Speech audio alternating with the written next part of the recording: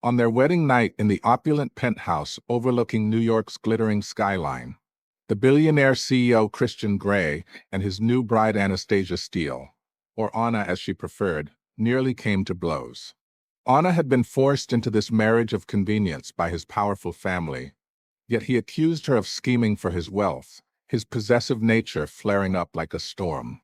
She fired back, her temper ignited, insisting she was the one coerced into this enemies-to-lovers trap, not some gold digger chasing his luxury lifestyle.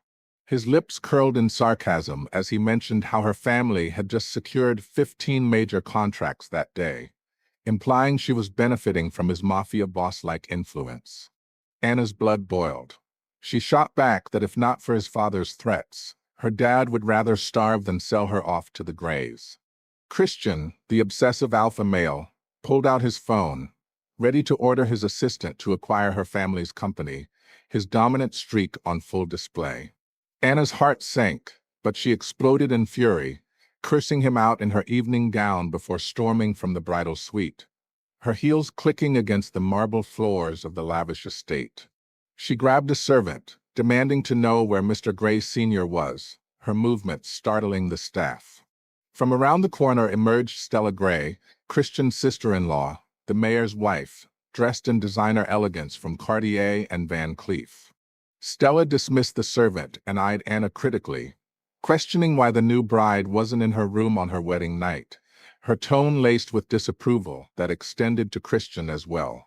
Christian emerged, telling Stella to mind her business, but she left in a huff. Anna headed toward Mr. Grey Sr.'s study, where the butler greeted them, puzzled by their presence outside the honeymoon suite. Anna insisted on seeing the old man, accusing him of breaking his promise not to touch her family.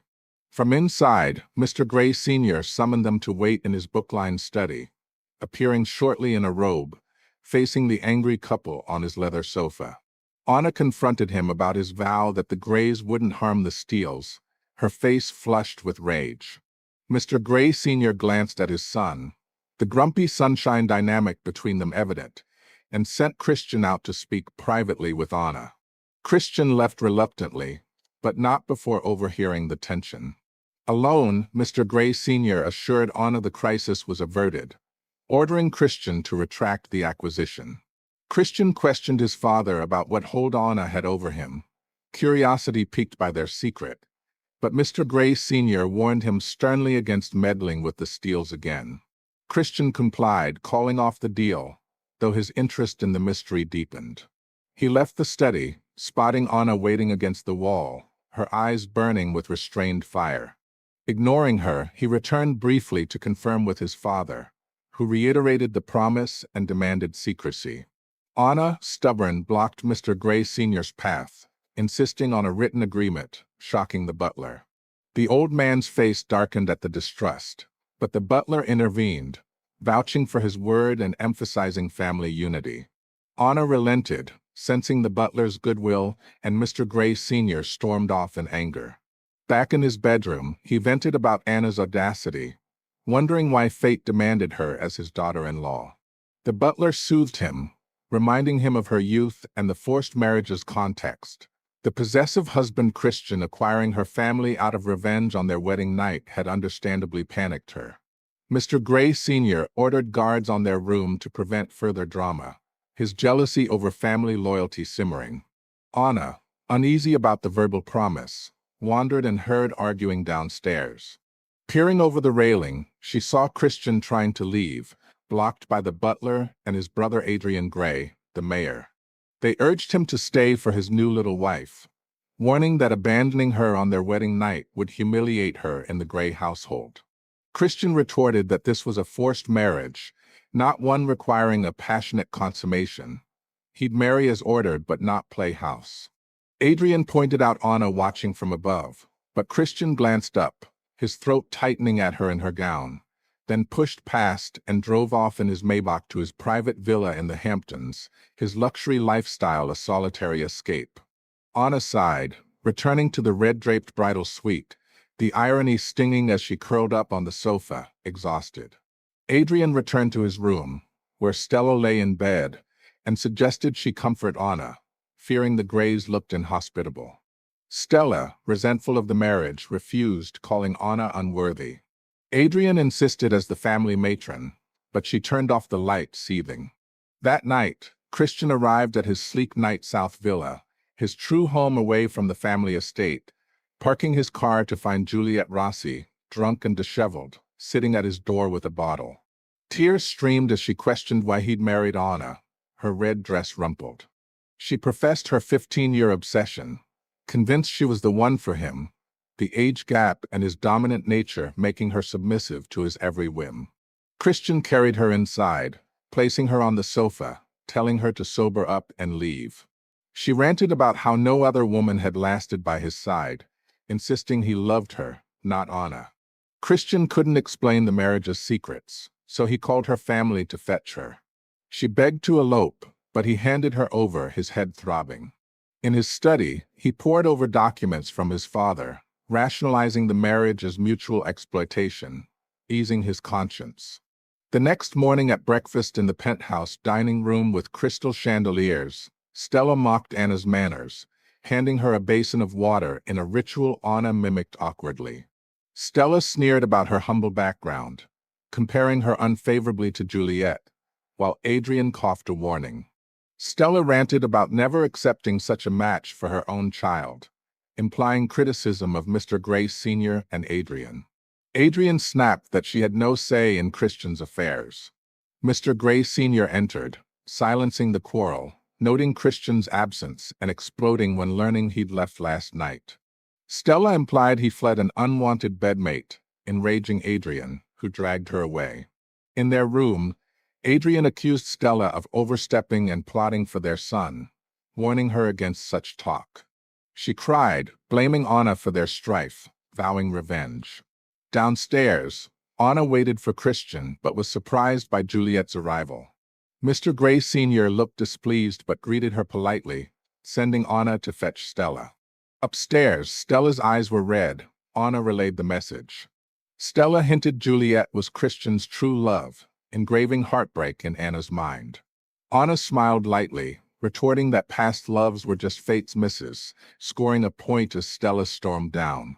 In the living room, Stella asked if Juliet sought Christian, who wasn't home.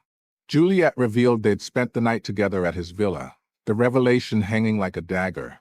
Christian, the touch-her-and-die protector, had left his pregnant potential bride alone while with his ex. The room fell silent, Juliet's provocation clear. Mr. Gray Sr.'s face blackened. Stella smirked. Juliet implied intimacy, but Mr. Gray Sr. demanded Christian's whereabouts, furious at the unreachable phone. Christian arrived in his Rolls-Royce Ghost, his tall frame entering coldly. Stella teased about not returning with Juliet, fearing bullying. Christian scanned the room, eyes lingering on Anna's calm demeanor, the chaos of this dark romance unfolding. Mr. Gray Sr. ordered Juliet out, citing a family ritual to honor Christian's late mother. Stella protested, but he glared, threatening her exit too. The butler escorted Juliet, who left heartbroken as Christian remained silent. To honor the mother, they changed into somber attire. Alone, Anna warned Christian not to provoke her. He retorted her presence fouled the air. She suggested he move to outer space. He called her sharp-tongued. She quipped he could donate his retinas to avoid seeing her. His cold laugh chilled her, but a maid interrupted. After the ritual, Anna proposed a talk act normal for her family's return visit to hide their mutual disdain, lest her parents worry and push for divorce, ruining Mr. Gray Sr.'s plans. Second, move out to avoid family conflicts with Stella. She'd even bail him from jail if needed and cover for his affairs with Juliet. Christian eyed her approaching. She backed up, calling him too short to negotiate. He smiled genuinely for the first time, then left coughing, grabbing his jacket despite the heat. The butler blocked him, relaying Mr. Gray Sr.'s summons, but Christian quipped for him to hold it, driving off pleased, tossing the jacket aside. Mr. Gray Sr. fumed at the defiance, the butler noting their estranged bond since Christian's teens. At his office in the towering Gray Enterprises, his assistant teased about no honeymoon. Christian pondered why the Steeles hadn't sought materials using his name, learning they'd rejected all 15 contracts to avoid appearing opportunistic. He ordered an investigation, surprised by their integrity. Anna called, cheerily dubbing him uncle to irk him. He warned her. She tripled it defiantly. He hung up, but she persisted, needling his age. He blocked her, but she used the landline, calling him nephew. Mr. Gray Sr. overheard, grabbing the phone and roaring for Christian to return and apologize. Christian arrived, spotting Anna hiding behind his father. She rushed forward, calling him husband sweetly, admitting fault. Mr. Gray Sr. berated him. Christian sat silently, resenting her act. Anna fled upstairs, realizing not to anger Mr. Gray Sr. or provoke Christian too far. Christian burst in, grabbing her neck from behind, pressing her head down. She clawed his wrist, bargaining agreed to her terms, no more nicknames, live separately. He released her, tacitly agreeing, amused by her cleverness. She suggested he cover the marks with a watch. For the return visit, Anna readied eagerly, reminding him of their deal. He loaded gifts into the Ghost. They drove to the Steele's villa. Anna chattered to ease tension. He found her quietness tolerable. At home, her parents waited. She hugged them warmly, eyes misty. Christian carried gifts, touched by her genuine smile, a rare warmth in his cold world. Inside, Anna gushed about gray life freedoms. Christian smiled in affirmation, though he'd never stayed. He asked about her brother Alex abroad. Her mother noted his wish to return for college. Anna puzzled how he knew. Alone with Mr. Steele, Christian inquired about the rejected contracts. Mr. Steele explained avoiding exploitation of the marriage, emphasizing independence and fair treatment for Anna. Christian blushed, asking why agree to the union despite the age gap and lack of love. Mr. Steele began explaining when lunch called. After eating, they chatted. Afternoon, they left. Anna waved tearfully through the window until out of sight. Christian slowed, asking if she always talked so much. She explained, bridging awkwardness. She thanked him calmly, their first peaceful exchange. Back at the estate, Juliet waited again. Anna whispered solidarity to Christian. He glanced down amused. She approached Mr. Gray Sr., who yawned theatrically, declaring her hostess and retiring. Anna assessed Juliet's heavy makeup and perfume, then dismissed her cheerfully since the elder was gone, bounding upstairs. She clarified to Christian they were even vanishing. Christian watched her go, Juliet tugging his sleeve pitifully. He led her to the terrace, brewing tea politely, then bluntly ended things only gratitude for her father's past help, no love. Suggest she find someone suitable.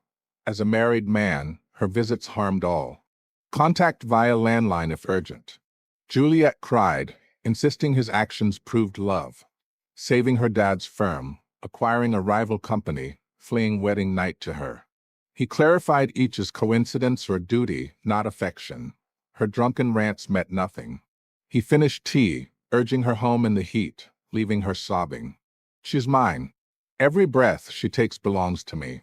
No one else will ever touch what's rightfully under my possessive hold. My little wife Anna, mine to ruin and protect in this dark romance. Christian ascended, glancing at Juliet through the window, his obsessive alpha male instincts shifting toward the intriguing woman upstairs. The luxury of his private jet loomed in thoughts of future escapes. But for now, the penthouse held their forced marriage's tensions. Anna's feisty spirit hinted at submissive potential, evoking visions of red room punishments, tearing silk gowns and jealousy-fueled rages, wall slams and heated moments, car vibrations on midnight drives, steamy bathroom plays with steam-clouding mirrors, red ropes binding in dominant games, belts whispering threats of discipline, all veiled in high-sweet whispers of good girl and baby girl, blending high abuse with pregnant air dreams and revenge plots and their enemies-to-lovers saga. Days blurred in the opulent New York penthouse, where Christian's billionaire CEO life demanded private jets to Italy for meetings at their family villa, Anna tagging along in forced proximity. Jealousy sparked when business associates eyed her, his touch her and die glare silencing rooms. One evening, after a gala on their yacht, his possessive husband's side erupted. Dragging her to the master's suite, hints of tearing her dress in punishment, pinning her against the wall in a dominant embrace, the age gap fueling his grumpy control over her sunshine defiance. "You're mine," he'd growl inwardly, obsessive thoughts of her as his little wife swelling with an air, revenge on past foes forgotten in their marriage of convenience turning passionate. High sweet moments followed Abuse's tender luxury spa days in the Italian manner, where he'd spoil her with Cartier jewels, whispering good girl as she submitted to his whims. Yet high H hints lingered. Bathroom steam sessions where water cascaded over bound forms, red ropes in the red room evoking submissive ecstasy, belts as tools of jealous discipline without crossing lines. Their mafia boss undertones added danger, enemies plotting, but Christian's protection was fierce. Their journey twisted with more jealousy. Juliet's persistent shadows, revenge schemes from business rivals threatening the family empire. Christian's dominant nature peaked in private jet confinements, where mine to ruin echoed in his mind. High abuse and verbal spars melting to high sweet apologies, hints of air-creating intimacies veiled in luxury. The grumpy sunshine duo found rhythm. Enemies to lovers fully realized in penthouse bliss and Italian escapes, forever entwined in possessive bliss.